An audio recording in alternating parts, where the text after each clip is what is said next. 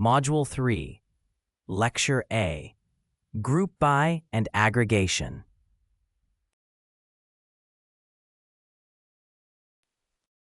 By the end of this lecture, you will be able to translate typical Pandas group by and aggregation code into equivalent Polars group by expressions. Use Polars window functions to replace more complex Pandas group by and rolling patterns where appropriate. And validate that migrated Polars aggregations match Pandas results across multiple groups and metrics.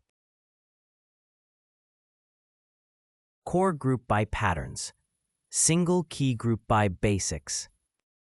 When you move to a new data analysis library, one of the first skills to learn is how to group data by a single key column. The idea is the same across tools. You split the table into groups based on unique values in that column. Then compute statistics or apply transformations within each group. This might mean grouping sales by region or product to get total revenue, or grouping survey responses by country to find average satisfaction. Knowing how to perform this basic group operation in the new library is essential because it forms the foundation for more advanced analysis later. When you perform a single key group by, the process is the same across different tools. You first choose the column that defines your groups, such as a customer or department. Then you select which columns you want to summarize, like totals or maximum values. Finally, you decide which aggregation operations to apply, such as sum or mean. In short, you define the grouping key, pick the data to summarize, and apply your chosen aggregations. Once you understand basic group by operations with a single key, you can start to see common patterns that apply across different data tools.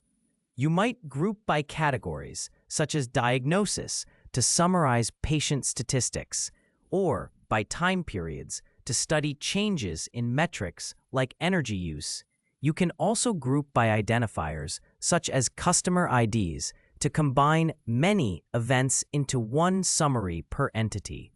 By focusing on these recurring patterns, you separate what you want to analyze from the exact commands, which makes it easier to transfer the same logic between different libraries or software. Python code, single key group by basics. This segment will demonstrate how to perform a simple group by operation using both Pandas and Polars, focusing on a single key. We will group data by region and then summarize the sales amounts for each region. By showing these operations side by side, you will see that although the syntax differs between the two libraries, the underlying concept is the same. The goal is to help beginners recognize this shared idea of grouping by a category and aggregating values, regardless of which library they use. The command with the exclamation mark installs the required Python libraries using pip so that Pandas, Polars, and PyArrow are available in the script. This setup step is important for preparing the environment to work with data. With these libraries installed, you can perform data manipulation and grouping tasks. They are specifically needed to demonstrate how group by operations can be written with different syntax while providing similar functionality. We begin by importing two key libraries for data work, Pandas and Polars. Pandas is commonly used for handling structured data and performing tasks like grouping and summarizing. Polars is a newer library designed for fast and efficient processing, especially with large datasets. In this lesson, we will use both libraries to carry out similar operations so we can compare how they differ in syntax and performance. We create a dictionary called sales data with two entries, one for region and one for revenue in dollars. The region entry holds a list of area names such as North, South, or West.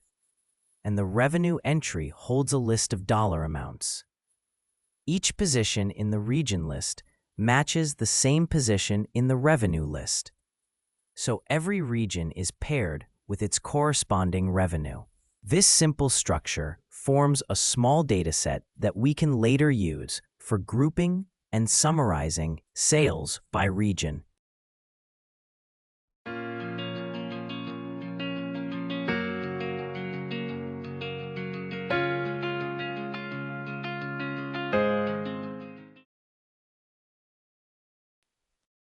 We begin by turning the sales data dictionary, which lists regions and their revenue values, into a Pandas data frame. This conversion organizes the information into a clear table. Once it is in this structured format, we can use Pandas to efficiently manipulate, group, and summarize the sales data for further analysis. We create a Polars DataFrame from the sales data dictionary, similar to how we would create a Pandas data frame, but using the Polars library. Polars is designed for high performance, especially with large datasets. By converting the sales data into this format, we set it up for efficient data manipulation and analysis. This is particularly useful for tasks like grouping and aggregation that we will perform next. We group the Pandas data by the region column so that all rows from the same region are collected together. By not using the region as the index, the result stays in a regular table format that is easier to read. We then sum the revenue values within each group, which gives the total revenue for every region. This produces a clear summary of sales performance by region. Here we use Polars to group the data frame by the region column, so all rows from the same region are collected together. We then apply an aggregation that sums the revenue dollars within each group. This gives the total revenue for every region. The result is a clear summary of sales by region produced with Polars. We begin by printing the original Pandas data frame so we can see the raw sales data before any changes are made. This reveals the initial structure and values, giving us a clear baseline. Having this baseline makes it easier to compare the original data with the results of later operations, such as grouping and aggregation. In turn, this helps us understand exactly how those processes transform the data. We now look at the output of the group by operation in Pandas, which shows the total revenue for each region. This result summarizes how sales are distributed geographically. By viewing these totals side by side, we can quickly compare how much revenue each region contributes. This helps us understand and evaluate regional performance at a glance. We first print a short message to explain that the next output will show revenue by region using Polars, which prepares the listener for the data that follows. Then we display the result of a group by operation in Polars that calculates total revenue for each region. This illustrates how Polars can aggregate data in a way similar to Pandas, summarizing total sales figures grouped by region. This script shows how to do a simple group by operation using both Pandas and Polars. It creates a small sales dataset with regions and revenue, then builds a Pandas data frame and groups the data by region to compute total revenue for each one. It repeats the same process with a Polars data frame, grouping by region and summing the revenue. When you run it, you first see the original sales data, then the grouped totals from Pandas, followed by the matching grouped totals from Polars. This side-by-side result illustrates that both libraries perform the same conceptual operation, even though their syntax differs. Multi-column group by. When you move from grouping by one column to grouping by several, you are organizing your data into a finer grid of category combinations. In Pandas, you do this by passing a list of columns to group by and then applying aggregation functions. In Polars, you use multiple grouping keys and define the aggregations as expressions. The main idea is to see grouping as forming groups from combinations of key values and to see aggregations as expressions evaluated within each group. This expression-oriented view makes it easier to describe multidimensional grouping logic in a clear, consistent way. When you want to summarize data, such as revenue by region and sales channel or headcount by department and employment type, you group by the relevant columns and compute metrics for each group. In Polars, this works much like in Pandas. You group on one or more columns, then define each metric as an aggregation expression within those groups. The result is a data frame where each row represents a unique combination of the grouping columns along with the calculated metrics. To use this effectively, first choose your grouping keys, then list the metrics you need and express each one as an aggregation on the appropriate column. Multi-column group by patterns are especially useful when you need to combine categorical and time-based fields in more complex analyses. For instance, a logistics company might group shipments by origin, destination, and transport mode to compute total weight and average delivery time, while a university might group students by program and cohort year to find average grades and retention rates. In Pandas, this often requires several steps, but in Polars, you can perform the same work with a single group by and a set of aggregation expressions. By clearly separating the grouping keys from the aggregation expressions, you can translate complex logic into Polars while preserving the intended behavior for each combination of keys.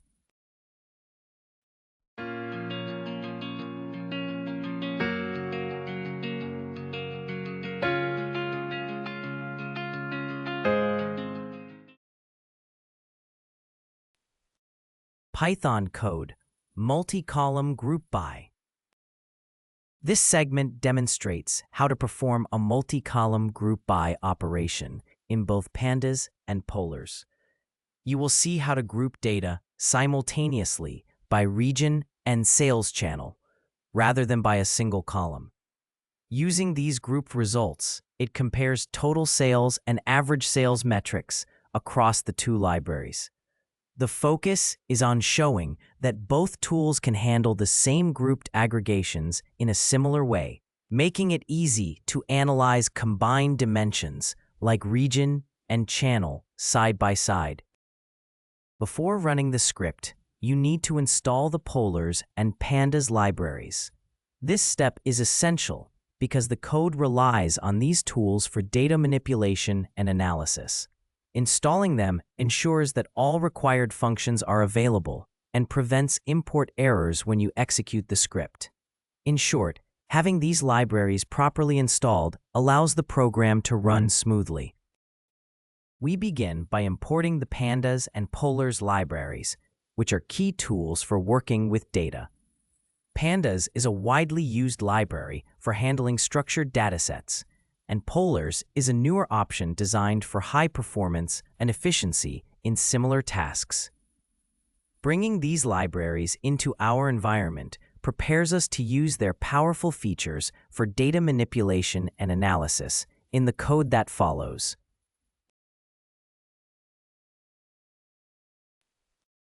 We create a dictionary called data to store sales information with 4 entries for region, channel, revenue in US dollars, and discount percentage. Each entry is linked to a list of values. Regions are stored as area names like North, South, and West. Channels indicate whether the sale was online or in a store. Revenues are integers showing the sales amount, and discounts are integers showing the percentage off. This organized structure will then be converted into a Pandas data frame for further analysis.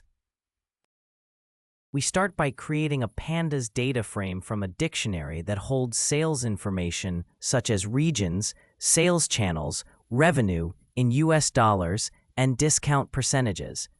Converting this dictionary into a data frame organizes the data into a structured, table-like format.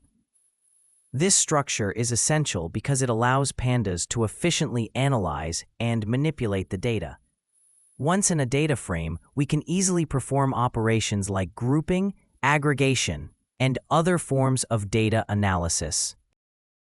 We group the Pandas data frame by the region and channel columns to organize the data by these two categories. By turning off the use of group keys as the index, the result stays as a regular data frame. On this group data, we then calculate the total revenue in dollars for each group and compute the average discount percentage. The final result is a summary table showing total revenue and average discount for every combination of region and channel.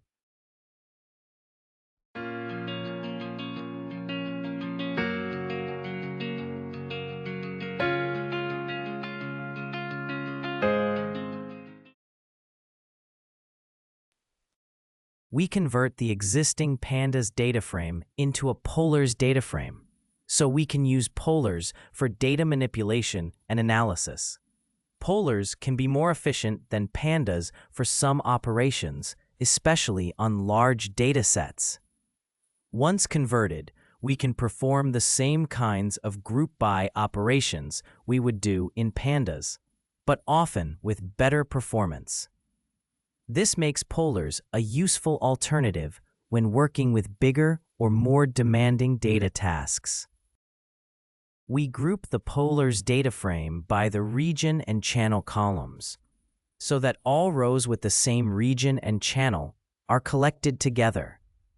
For each of these groups, we then calculate the total revenue in US dollars and the average discount percentage. The total revenue for each group is stored in a column named Revenue USD Sum, and the average discount is stored in a column named Discount Percent Mean. These aggregated values are saved in a new Polars data frame for further analysis.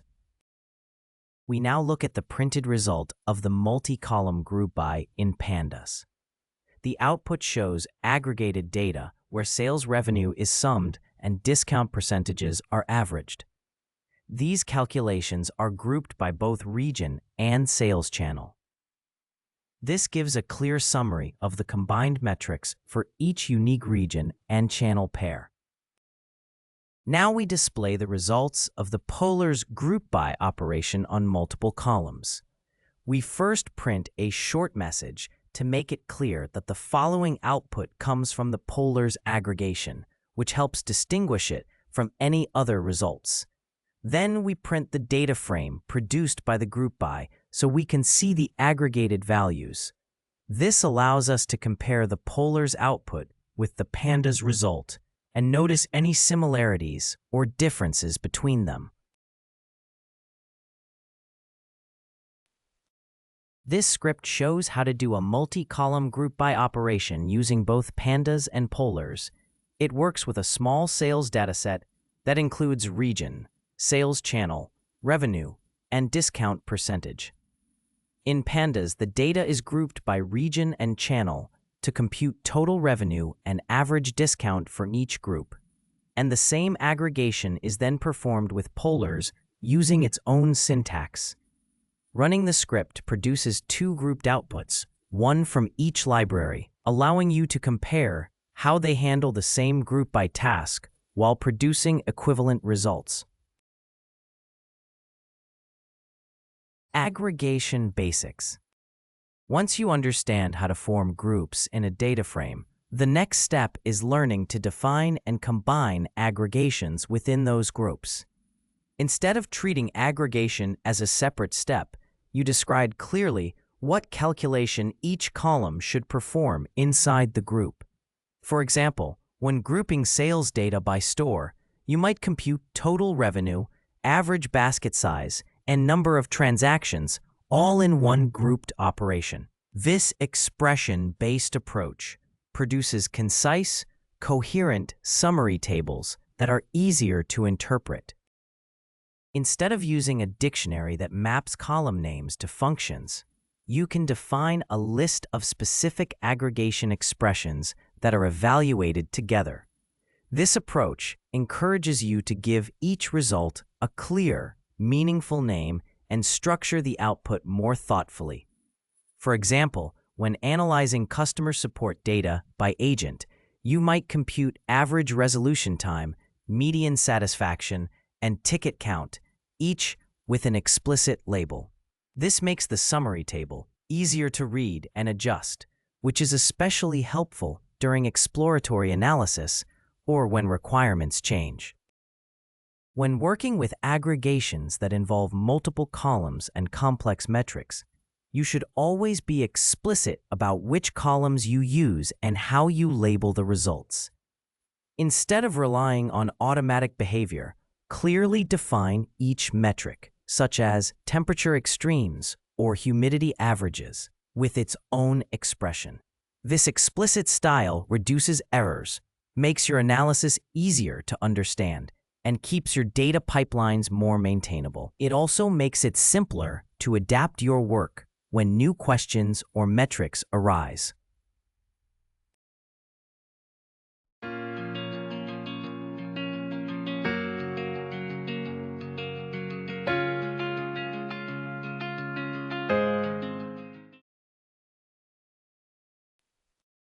Python code, aggregation basics. This material focuses on showing how to perform basic group by aggregations in Pandas and how to write the equivalent operations in Polars.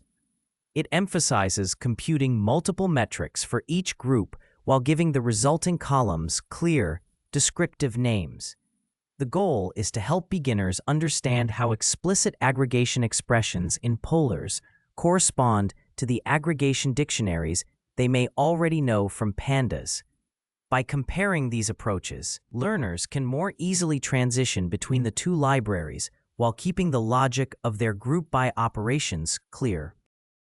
The line that begins with an exclamation mark is a shell command used in environments like Jupyter Notebooks to install the Pandas and Polars libraries. Installing these libraries ensures they are available for the script that follows. Pandas is a popular tool for data manipulation and analysis, while Polars is a fast data frame library for Rust and Python with a strong focus on performance. Running this installation command is therefore a necessary step before executing any code that depends on these libraries. We begin by importing the Pandas library, using a short alias so we can easily work with data frames and perform data manipulation.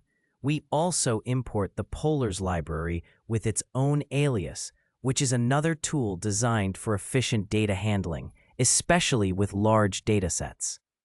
With both libraries available, we can set up examples of data aggregation and directly compare how Pandas and Polars perform similar tasks.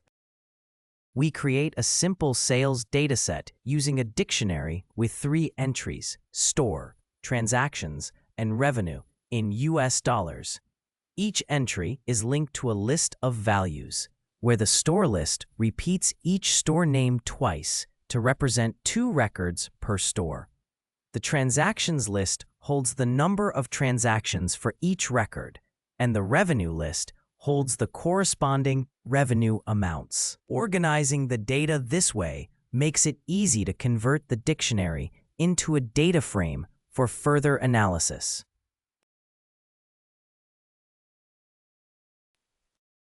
We begin by turning the sales data dictionary into a Pandas data frame so the information is in a structured, tabular form. This converts details like store names, transaction counts, and revenue into organized rows and columns. With the data in a data frame, Pandas can easily perform grouping, aggregation, and other powerful data manipulation operations. Setting up the data this way is a crucial first step for effective analysis. We group the Pandas data frame by the store column so that all rows for each store are analyzed together. Then we use an aggregation dictionary to calculate two metrics for each store: the sum and the mean of the transactions column, and the sum and the mean of the revenue in dollars column. This gives us the total and average number of transactions and the total and average revenue for every store. The result is a clear, structured view of multiple metrics for each store group. We print the summary of the grouped data produced by Pandas so we can compare it with the results from Polars. This comparison helps us see how each library performs aggregation and whether they produce similar or different outcomes. By examining these summaries side by side, we can better understand any differences in their behavior. We start by creating a Polars data frame from the sales data dictionary, much like we would with a Pandas data frame. Using Polars lets us take advantage of its efficient data processing. The data frame includes the same key columns for store, number of transactions, and revenue in US dollars. With this structure in place, we can then perform operations such as grouping and aggregation on the sales data.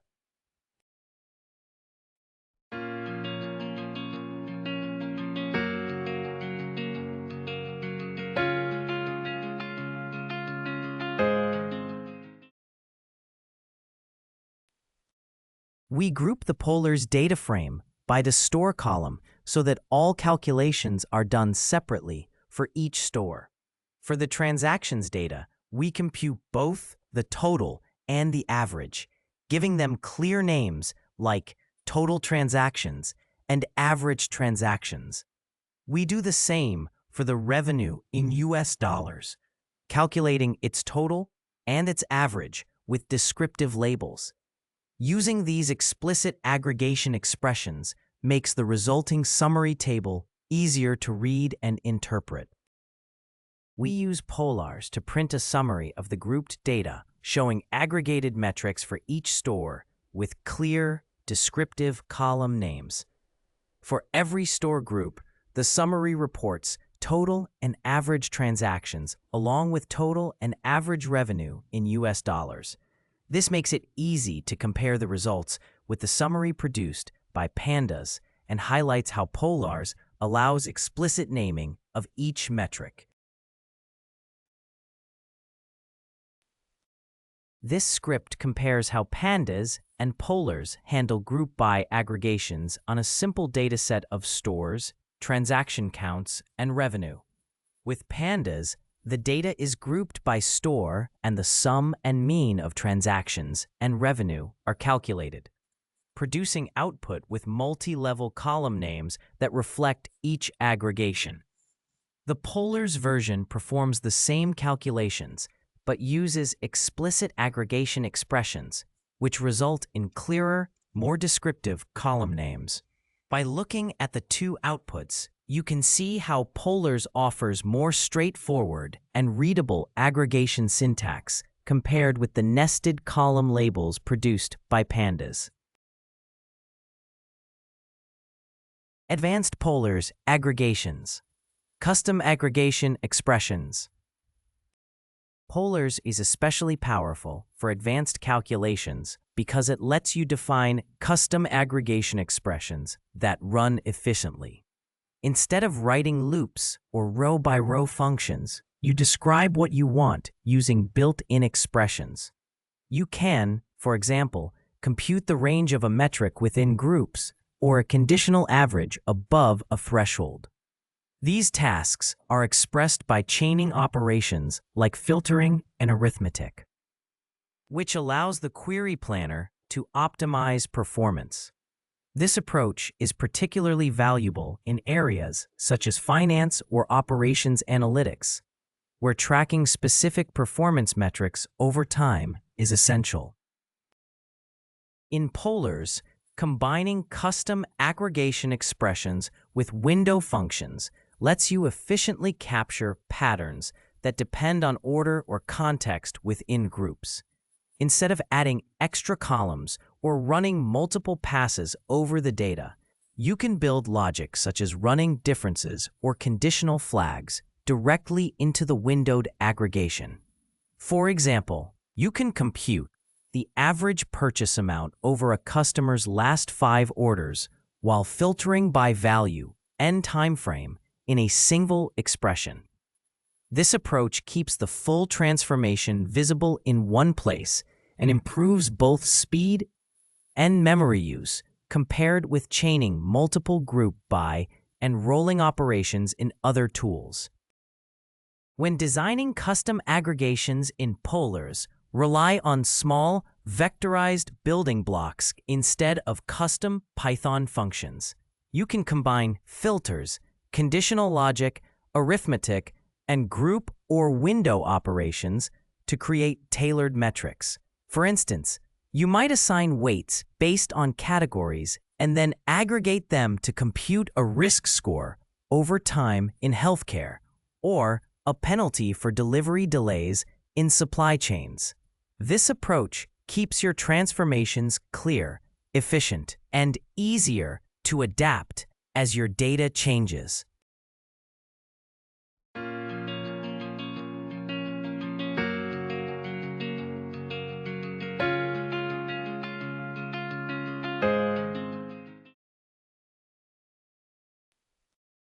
Python code, custom aggregation expressions. This lesson shows how to build custom aggregation expressions in Polars using both group by and window functions. You will see how to combine conditional filtering and arithmetic within a single aggregation, so you can compute more tailored metrics in one step.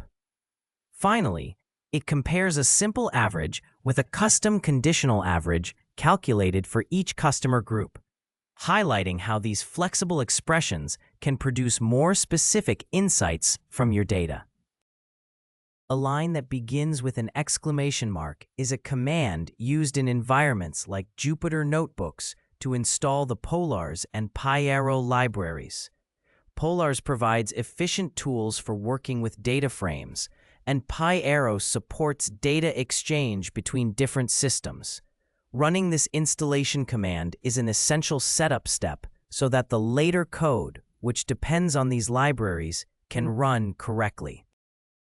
We begin by importing the Polars library, which is built for fast and efficient work with data tables. It offers powerful tools for data manipulation similar to those in Pandas, but with better performance. Using Polars prepares our environment to handle complex data tasks smoothly. In particular, it supports grouping, aggregation, and window operations, which are key techniques we will rely on later in this script. We create a small dataset to represent customer purchases using a dictionary with 3 parts. One part stores customer identifiers, where each entry can represent a different purchase by the same or different customers. Another part stores order numbers as integers that show the sequence of orders for each customer. The last part stores the purchase amounts in US dollars matched to each order. Together, these lists form a simple transactional dataset that we can use for further analysis.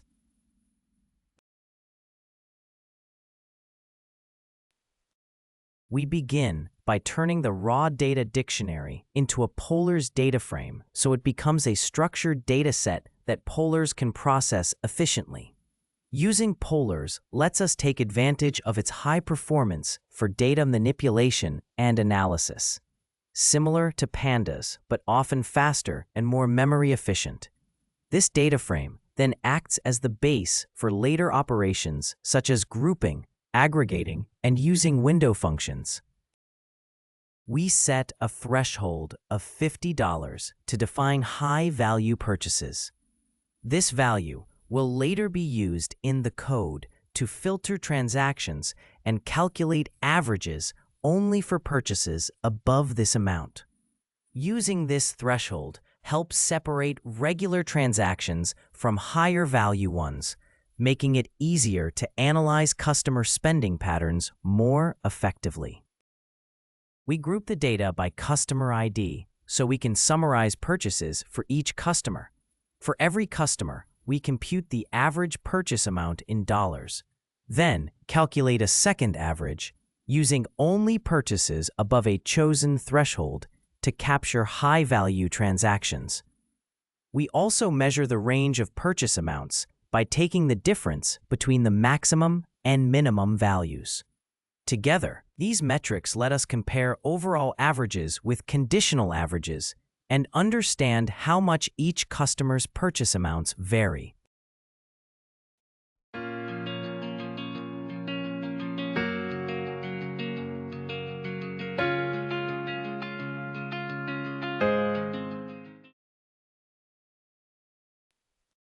We add a new column to the data frame in Polars that tracks a rolling average of high-value purchases for each customer.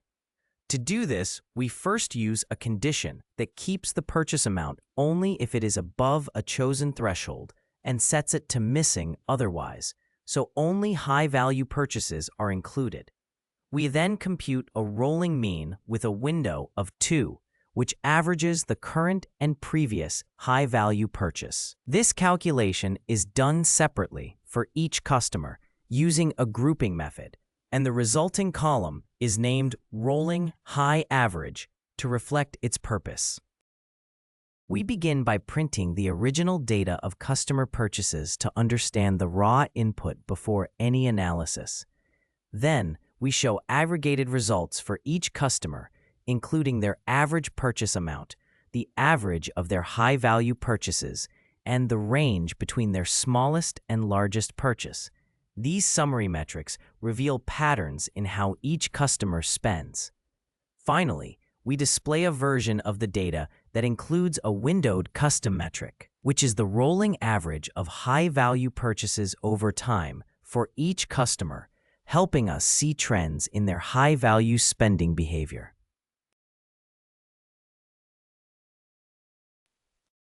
This script uses the Polars library to analyze customer purchase data with custom aggregation and window functions. It groups purchases by customer to compute the average purchase amount, a conditional average that only includes purchases above $50, and the range between each customer's smallest and largest purchase. It then applies a rolling window per customer to calculate a moving average of these high-value purchases over time. The output shows the original data, the aggregated statistics, and the rolling averages, giving a concise view of each customer's spending patterns. Multi-column aggregations. Polars window functions let you work with multiple columns at once while still keeping each individual row. Instead of collapsing data into one value per group, you can add new metrics to every row that are calculated from related columns. For example, in a retail dataset, you might compute a customer's total spend, the number of distinct product categories they bought, and their average discount within the same window. These calculations share the same grouping keys, such as customer ID or store and date, and provide a concise way to express complex analytics that would otherwise require several passes over the data or extra joins. In Polars, multi-column aggregations with window functions let you analyze relationships between columns within each group, not just compute simple statistics. For example, in a financial dataset, you can define rolling correlations between price changes and volume, cumulative returns, and maximum intraday spreads by stock and time. These metrics use multiple columns within windowed aggregations, which keeps the logic clear and allows Polars to optimize performance. This approach also scales well, since you can add more metrics by including additional expressions in the same window context without redesigning your data transformation pipeline. Multi-column aggregations with window functions let you align metrics across related entities or time periods, such as comparing an individual's behavior to a group benchmark.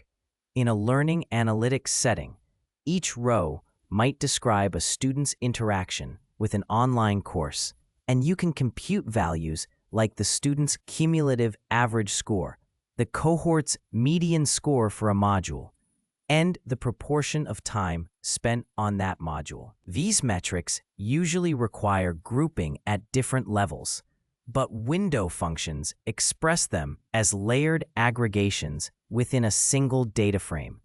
This simplifies complex analysis patterns, avoids nested operations or manual joins, and keeps the data processing pipeline coherent.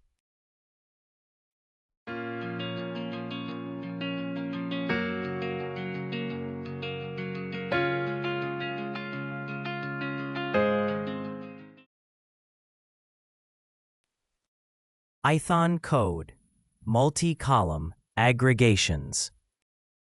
This section shows how to use Polars expressions to perform multi-column window aggregations. It focuses on computing customer-level metrics while still keeping the context of each individual transaction row. It also demonstrates how to compare several windowed aggregations that share the same grouping keys, so you can efficiently derive multiple related metrics over the same customer groups. The line with the exclamation mark is a command used in environments like Jupyter Notebooks to install the Polars and PyArrow libraries so they are available in your session. Polars is a library designed for fast and efficient data manipulation. PyArrow is commonly used to work with columnar data formats. Together, they help improve performance in data processing tasks. We begin by importing the Polars library, a high-performance tool for data manipulation and analysis similar to Pandas. Polars lets us create and work with data frames so we can process data efficiently, even for large datasets. In this script, we use Polars to load the dataset and carry out various aggregations and transformations needed for our analysis.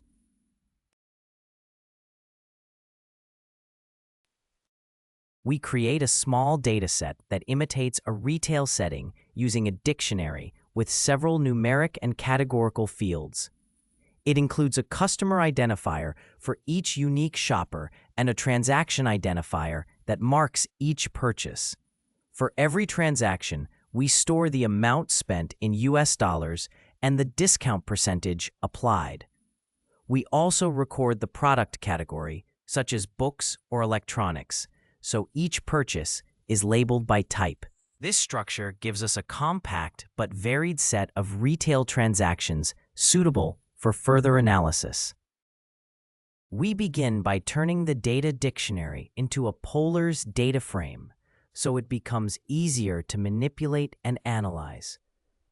This conversion puts the structured data into a format that supports efficient operations.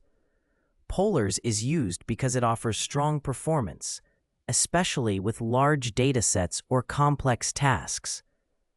Once in a data frame, we can take advantage of Polars' powerful expression system to run aggregations, window functions, and other advanced transformations smoothly.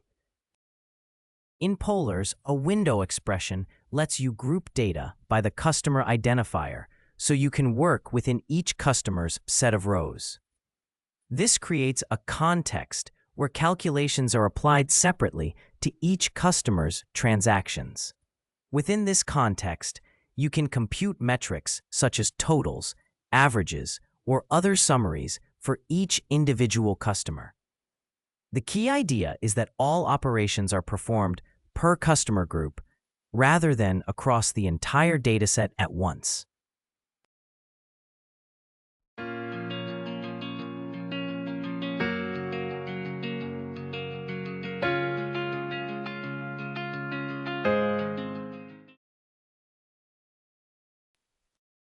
We analyze customer behavior by computing several aggregated metrics per customer.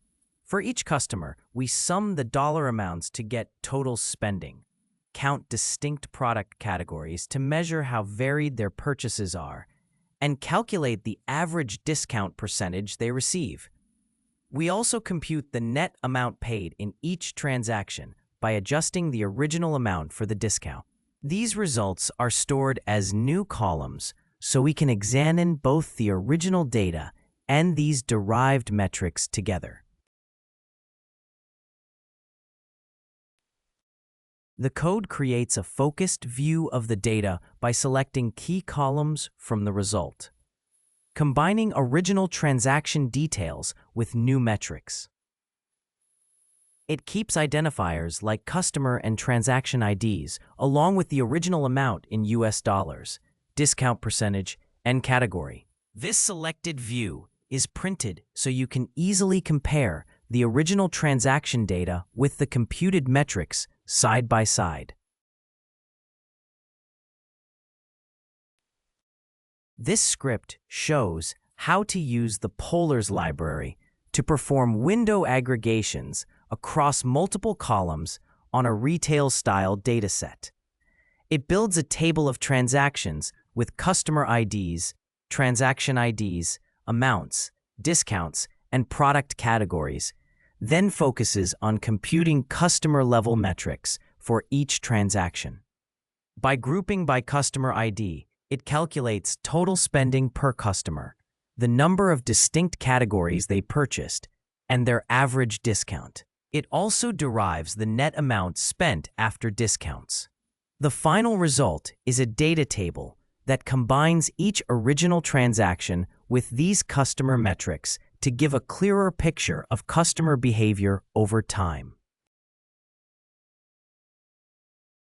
Missing data strategies.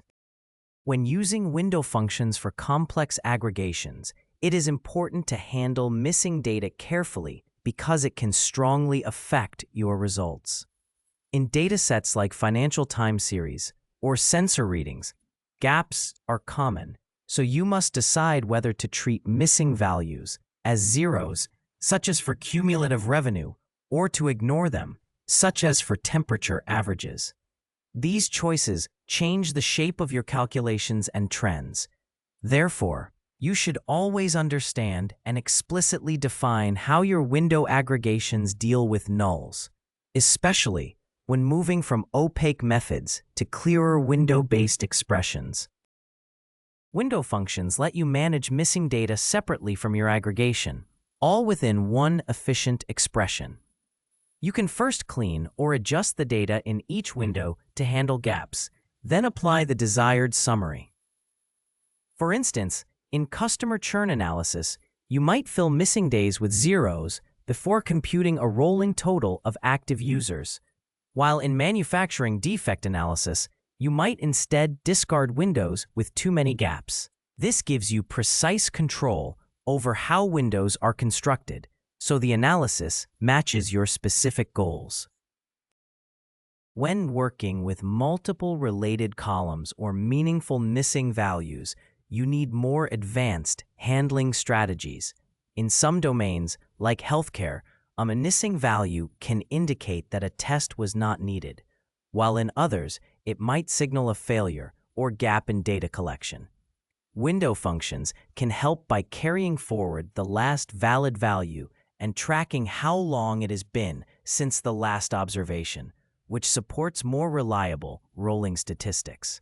In retail, you might treat missing sales as zero during stockouts, but still count actual observations to separate true demand changes from data gaps.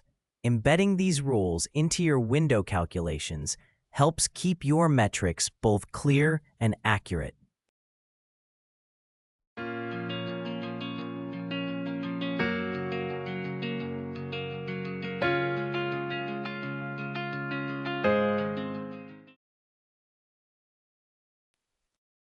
Python code, missing data strategies. This lesson shows how Polars window functions handle missing values in rolling aggregations and why that choice matters. It compares two strategies: filling missing values with zeros before computing the window, and leaving them as missing so they are ignored in the calculation.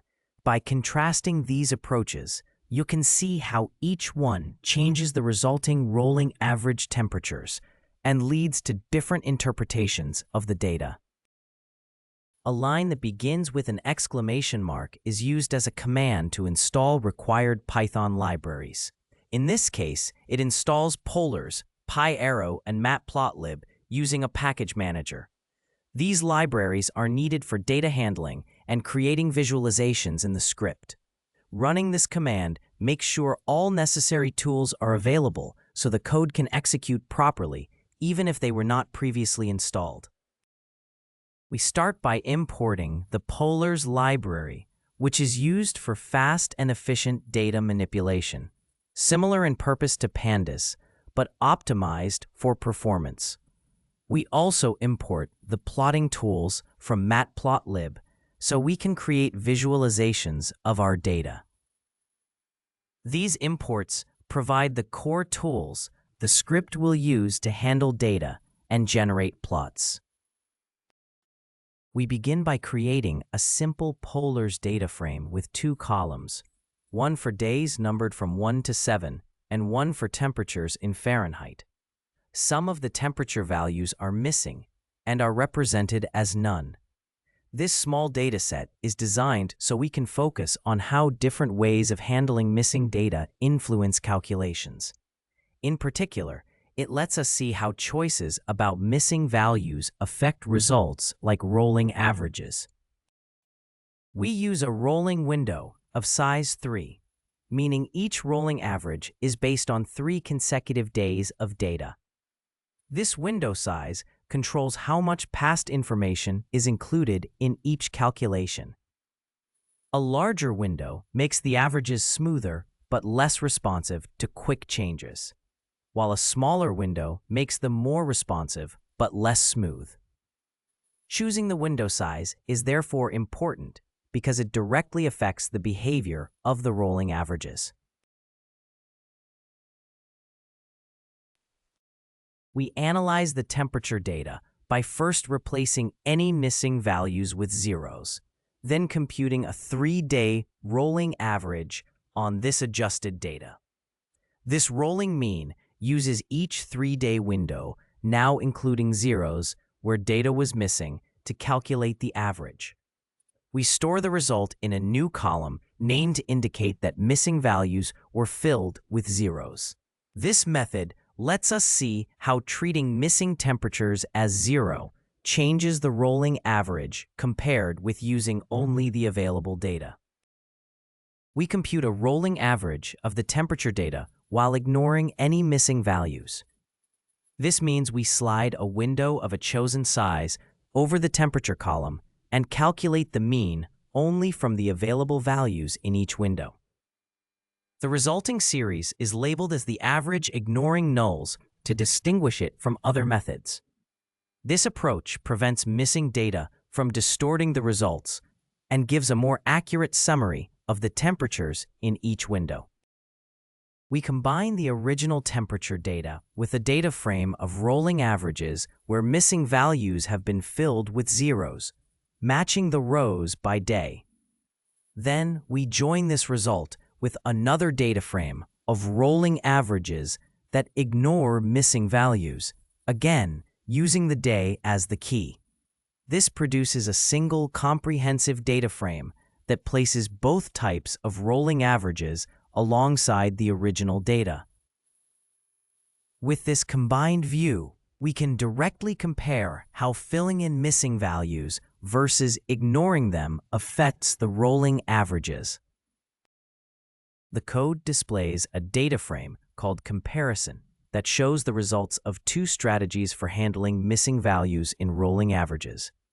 One strategy fills missing values with zeros, while the other ignores them. By printing this data frame, you can directly see how each approach changes the calculated averages. This makes it easier to understand and compare the impact of the two methods on the data. We start by plotting rolling averages to compare different ways of handling missing data. Using a standard plotting function, we place days on the horizontal axis and the rolling average on the vertical axis. In this first example, missing values are replaced with zeros before computing the rolling average. To make this approach easy to recognize, we draw its line with circular markers and label it as the strategy that fills missing values with 0.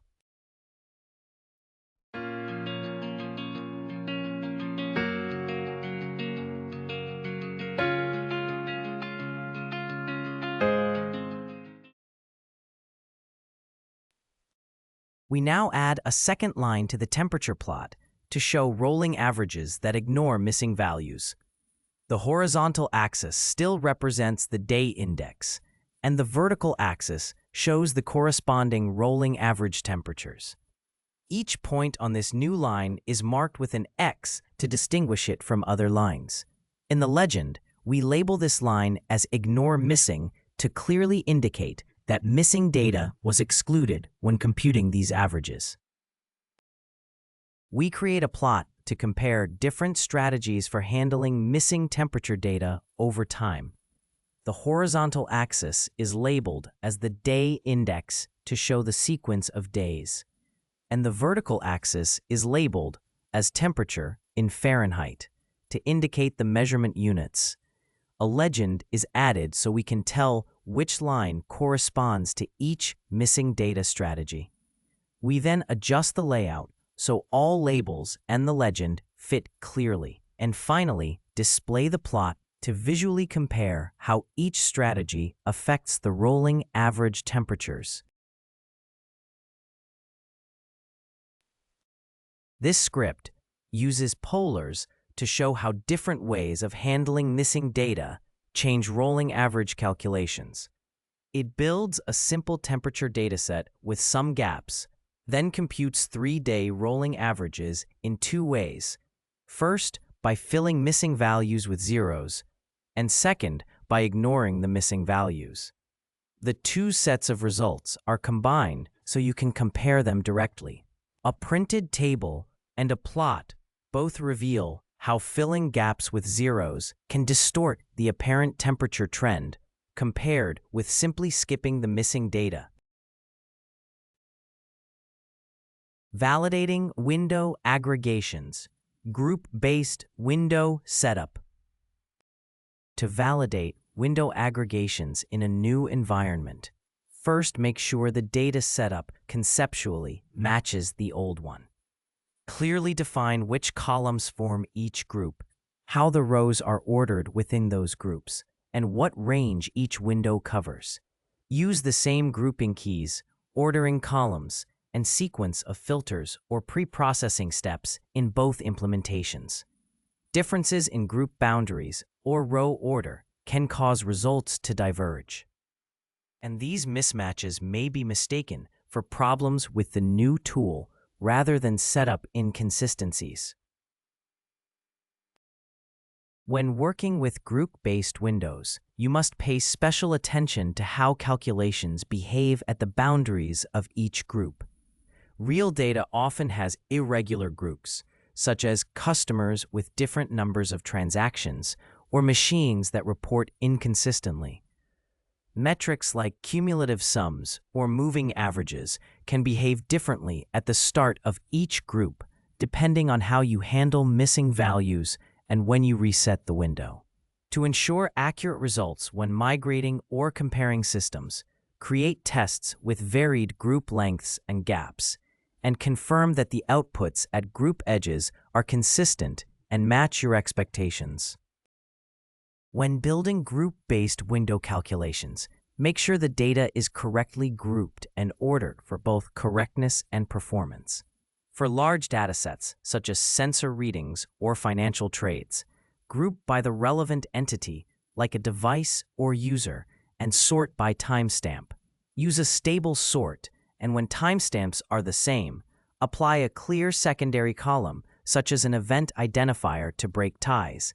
Define and consistently apply the grouping keys ordering columns and tie-breaking rules across all systems so that complex aggregations, including rolling metrics, produce matching results.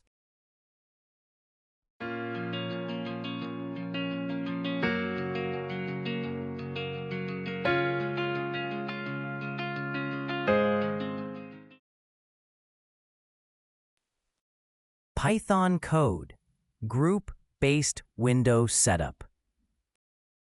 This lesson shows how to set up group-based window operations in both Pandas and Polars in a directly comparable way. It focuses on defining grouping keys, specifying the columns used for ordering within each group, and ensuring stable tie-breaking when values are equal. By computing cumulative sums in each library and comparing the results, you can confirm that the group window definitions behave identically across both tools. This line in the script is a comment indicating that the Pandas, Polars, and PyArrow libraries should be installed in a Colab environment. The installation is done quietly without showing the usual output messages. This step ensures that all required libraries are available, so the rest of the code can run correctly, especially when working in a cloud-based notebook like Google Colab. We begin by importing the Pandas library, a common Python tool for manipulating and analyzing structured data using data structures such as data frames. We also import the Polars library, which offers similar data manipulation features, but is designed for higher performance, especially with large datasets. Using both libraries in the same environment allows us to demonstrate and compare how each one handles group-based window operations on data.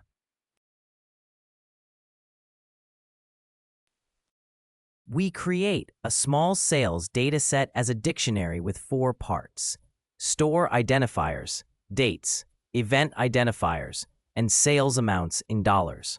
Each part is stored as a list, so we have multiple entries for 2 stores, with some dates repeated to represent several events on the same day.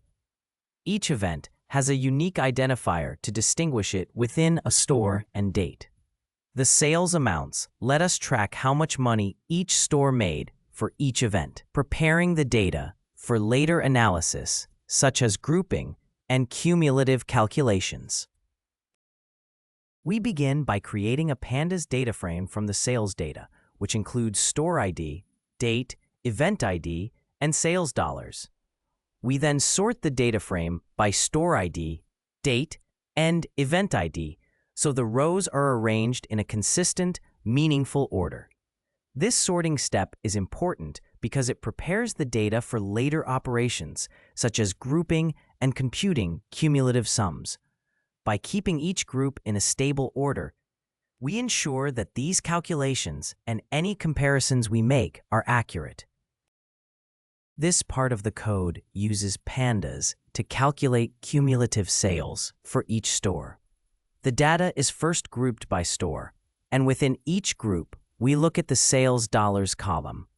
We then compute a running total of sales in the order the records appear, based on date and event. The result is saved in a new column called Cumulative Sales Store, which shows how each store's total sales grow over time. We start with a Pandas data frame and convert it into a Polars data frame so we can use Polars for efficient data manipulation. This conversion lets us run similar operations in both libraries and directly compare their behavior. By doing this, we can check that Pandas and Polars give consistent results for our group-based window calculations.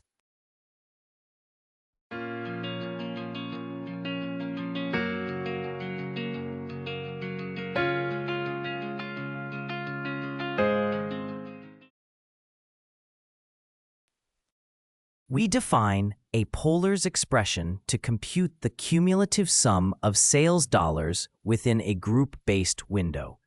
This means the running total is calculated separately for each store rather than across all stores combined. The expression tells Polars to take the sales dollars column and sum it cumulatively while grouping by store ID. As a result, we can track how the total sales grow over time for each individual store, preserving the order of entries within each store's data. We begin by selecting only the key columns from the Polars DataFrame: the store ID, date, event ID, and sales dollars. Along with these, we add a cumulative sales calculation that gives the running total of sales within each store. We assign this cumulative measure a clear, descriptive name so it is easy to recognize. By limiting the data frame to just these relevant columns, we make it straightforward to compare the cumulative sales results between Polars and Pandas. To check that cumulative sales are calculated the same way in Pandas and Polars, we merge the results from both libraries into a single table. We first convert the Polars output back into a Pandas data frame, then use the Pandas merge function to combine it with the original Pandas results. The merge is based on the columns that uniquely identify each row, such as store ID, date, event ID, and sales dollars. This alignment lets us compare the cumulative sales columns side by side and confirm that both methods produce identical values. The code compares cumulative sales results produced by Pandas and Polars. It prints selected columns from the merged data, including store ID, date, event ID, and the cumulative sales from each library. By viewing these values side by side, you can verify that both tools calculate identical cumulative sales for each store. This script shows how to perform group-based window operations in both Pandas and Polars using a small sales data set with store identifiers, dates, event identifiers, and sales amounts.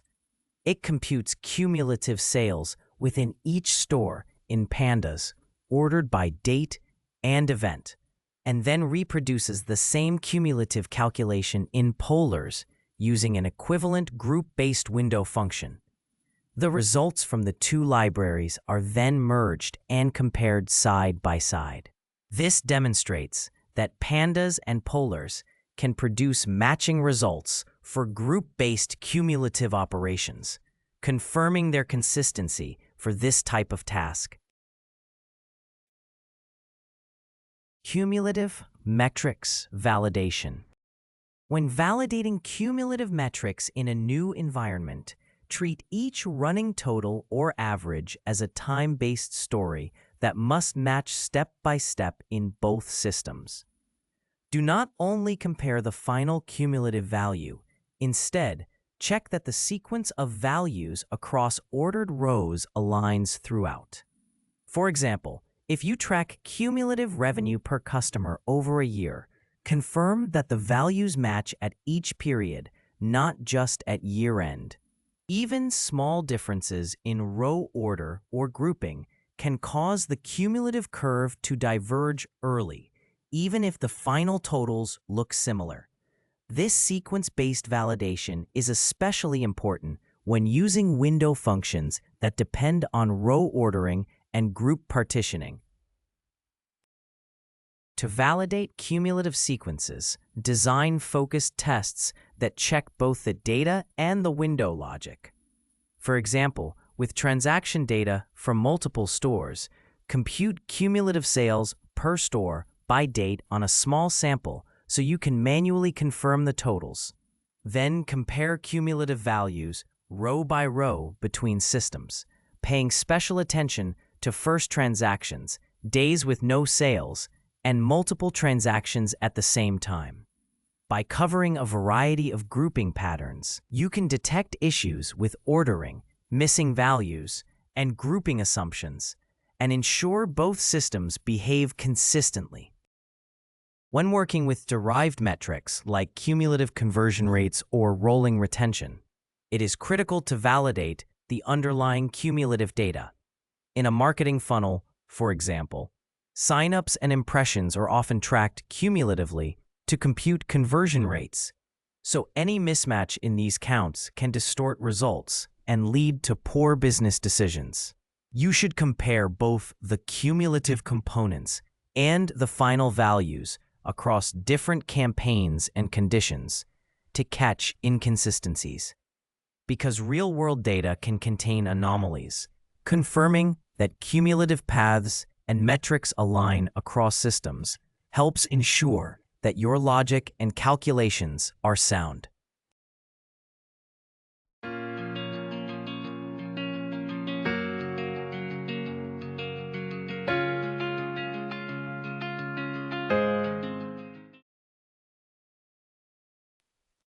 Python code. Cumulative metrics validation. Show how to validate cumulative metrics step by step when comparing results from Pandas and Polars.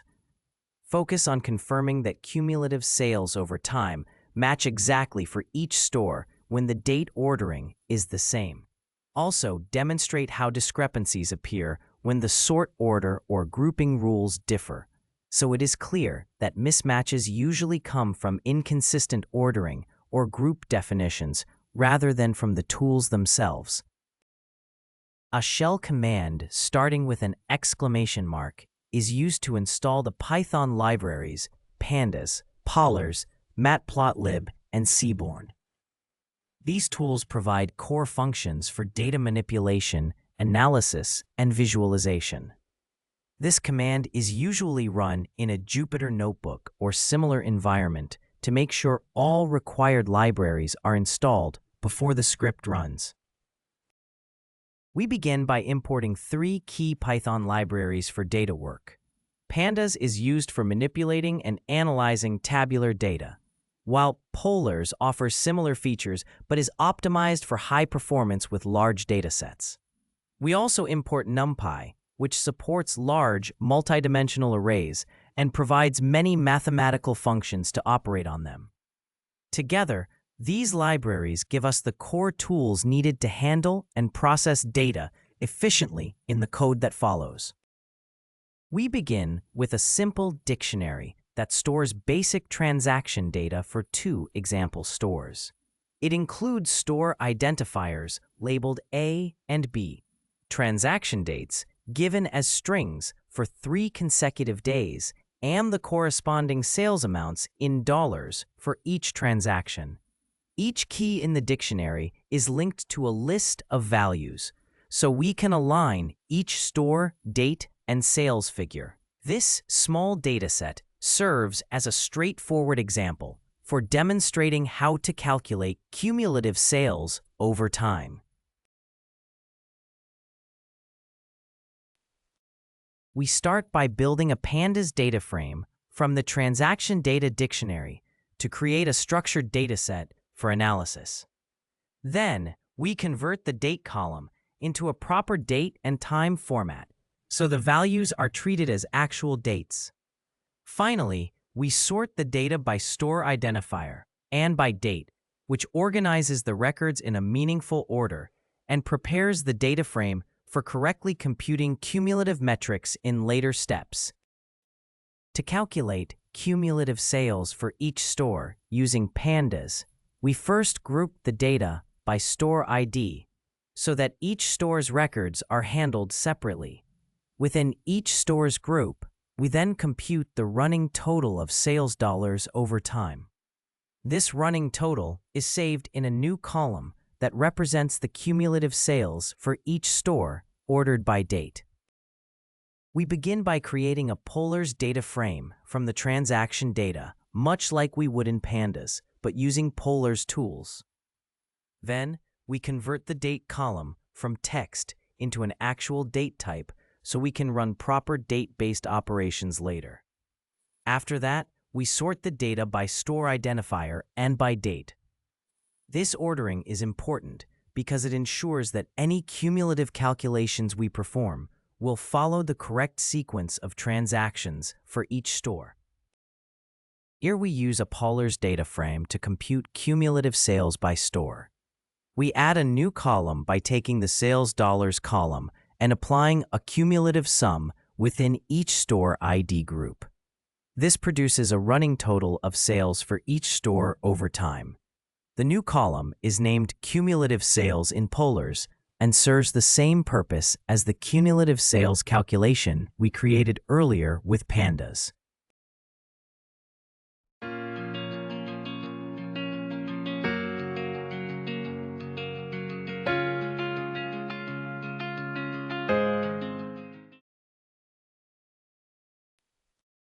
The code converts the Polars DataFrame into a Pandas DataFrame, so the results from both libraries share the same format.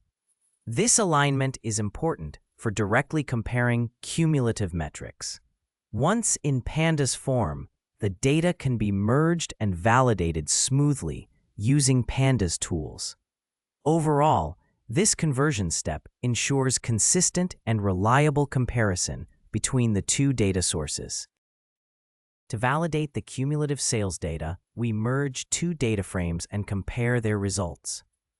We take the Pandas data frame with cumulative sales and merge it with a subset of the Polars data frame, which has been converted to Pandas and contains only the store ID, date, and cumulative sales from Polars. The merge is done on the store ID and date columns so that rows from both sources line up correctly. By using an inner join, we keep only the rows where both data frames have matching store IDs and dates, making it possible to directly compare the cumulative sales values produced by Pandas and Polars. We add a new column to the merged data called match flag, which stores true or false values showing whether the cumulative sales from Pandas match those from Polars. To compare them, we use a numerical check that tests if the two sets of values are close enough, allowing for small floating point differences. This lets us quickly see where the cumulative sales calculations from the two libraries agree and where they differ. The code narrows the merged data to a few key columns so it's easier to check the results. It keeps the store identifier, the date, the sales in dollars, and the cumulative sales computed separately by Pandas and by Polars. It also includes a flag that shows whether the two cumulative sales values match exactly. This selected view is then printed so you can inspect the cumulative sales patterns and confirm that both libraries produce the same calculations. This script shows how to validate cumulative sales calculations using both Pandas and Polars. It builds a small dataset of sales for two stores over several days, converts it into data frames, parses the dates, and sorts the rows by store and date. Each library then computes cumulative sales for each store in date order. The Polars results are converted to Pandas, merged with the Pandas output, and checked for exact agreement. The final printed table confirms that the cumulative sales values from both libraries match perfectly, demonstrating consistent behavior in their cumulative calculations. Replacing Pandas' rolling patterns. When migrating analytical workflows, an important challenge is replacing rolling calculations with window-based logic while preserving the original behavior. Rolling patterns are often used for moving averages or trailing sums based on time or row windows with specific alignment and handling rules. To ensure the new window logic matches the old calculations across all groups and conditions, you must understand exactly how the original windows were defined and how they interacted with grouping keys. By reconstructing these details, you can design a validation approach that confirms the new implementation is equivalent to the original. To validate a new rolling pattern implementation, compare it directly with the original on a small, representative subset of data. For example, if you track a 7-day rolling visit count per user, pick users with different activity levels, and check that the old and new counts match row by row. Pay special attention to the beginning of each series where the window is still filling, and to periods with missing data. Repeat this process for other metrics, such as average session duration, and confirm that the new logic uses the same grouping and window definitions. Focusing on these edge cases helps reveal subtle differences that broad summaries might miss.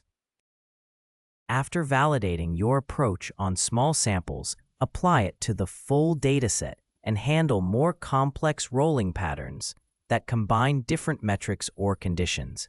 For instance, you might track a rolling defect rate alongside a rolling average of machine temperature.